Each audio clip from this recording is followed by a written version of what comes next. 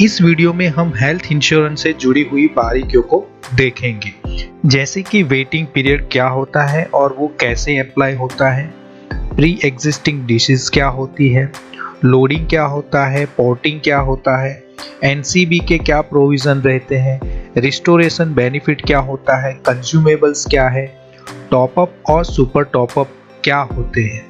तो ये सारी चीज़ों के बारे में हम वन बाय वन समझेंगे। तो चलिए स्टार्ट करते हैं वीडियो को। The concept of no claim bonus in health insurance. कुछ लोग हेल्थ इंश्योरेंस महंगा समझकर उसे खरीदना टालते हैं, लेकिन इंश्योरेंस कंपनी यही दुविधा दूर करने के लिए नो क्लेम बोनस जैसे बेनिफिट देती है। साल खत्म होने तक अगर कोई क्लेम नहीं किया जाता तो अगले साल आपके सम एश्योर्ड में कुछ बोनस जोड़ लिया जाता है, और वह बोनस हर एक इंश्योरेंस कंपनी में डिफरेंट हो सकती है। लेकिन एक बात तय है कि आपको सेम प्रीमियम में साल दर साल ज्यादा लाभ मिलेगा। The concept of waiting period in health insurance. Waiting period वह टाइम है जिसके दौरान क्लेम के बेनिफिट आपको नहीं मिलते हैं।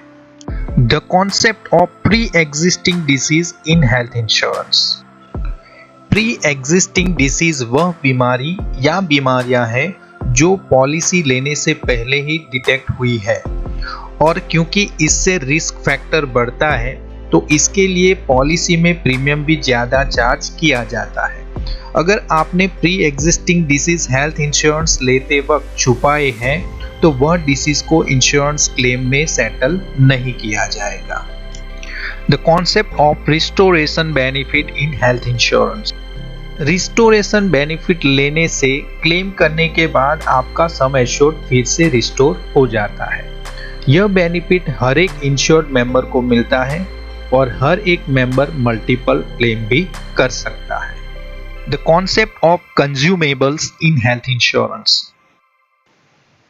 कंज्यूमेबल वो चीज होती है जो हॉस्पिटलाइजेशन या फिर सर्जरी में एक ही बार यूज होती है, जैसे कि cotton, razor, needle, syringe, gloves, mask, gown और ऐसे ही कई और आइटम्स। हॉस्पिटल बिल्स में 15% कंज्यूमेबल इंक्लूड्स होते हैं, इसलिए पॉलिसी लेते वक्त ये जरूर चेक करें कि उसमें कंज्यूमेबल्स इंक्लूड है कि नहीं। The concept of loading in health insurance. जिन पॉलिसी होल्डर को बीमार होने का ज्यादा रिस्क होता है उन्हें दूसरों से ज्यादा प्रीमियम भरना पड़ता है। लोडिंग के परसेंटेजेस व्यक्ति की आयु, मेडिकल कंडीशन, व्यवसाय और आदतें देखकर तय की जाती है। The concept of porting in health insurance. अगर आपको लगता है कि आपकी एग्जिस्टिंग पॉलिसी से बेहतर कोई दूसरी पॉलिसी आपके फाइनेंशियल नीड को मैच कर सकती है तो आप नई पॉलिसी ना लेकर पॉलिसी पोर्ट करवा सकते हैं, और इससे आप नए राइडर और सर्विसेज पा सकते हैं, और फिर से वेटिंग पीरियड भी सर्व नहीं करना पड़ेगा, बट आपको एनसीबी से हाथ धोना पड़ सकता है। The concept of top up and super top up in health insurance. Top up या फिर सुपर टॉप अप प्लान चालू हेल्थ इंश्योरेंस पॉलिसी के साथ खरीदा जा सकता है। यह दोनों प्लान में एक निश्चित राशि के बाद ही आपका क्लेम प्रोसेस होगा। अगर किसी व्यक्ति के पास टॉप अप या फिर सुपर टॉप अप प्लान है और उसमें डिडक्टिबल 5 लाख का है तो पॉलिसी उनके वह खर्चे तब कवर करेगी जब उनके खर्चे 5 लाख से ज्यादा रहेंगे। अब समझते हैं दोनों में फर्क क्या है। इसे हम एक एग्जाम्पल से समझते हैं। एक व्यक्ति ने 5 लाख की इंश्योरेंस पॉलिसी ले रखी है और उसके ऊपर वो 10 लाख का टॉप अप प्लान लेता है जिसमें 5 लाख डिडक्टिबल है। यहाँ पे 5 लाख तक का जो भी क्लेम है वो बेस पॉलिसी से कवर होगा, और 5 लाख से ज्यादा का क्लेम टॉप अप पॉलिसी में कवर होगा।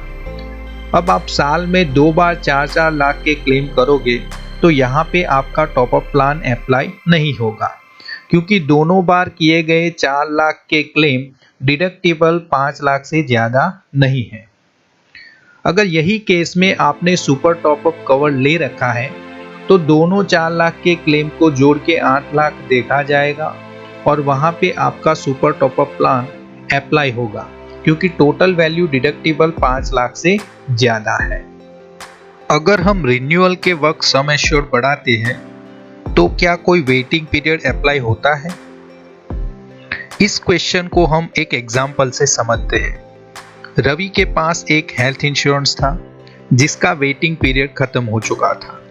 अब रवि ने इंश्योरेंस कंपनी से अपना 3 लाख का हेल्थ इंश्योरेंस 4 लाख का करवा दिया।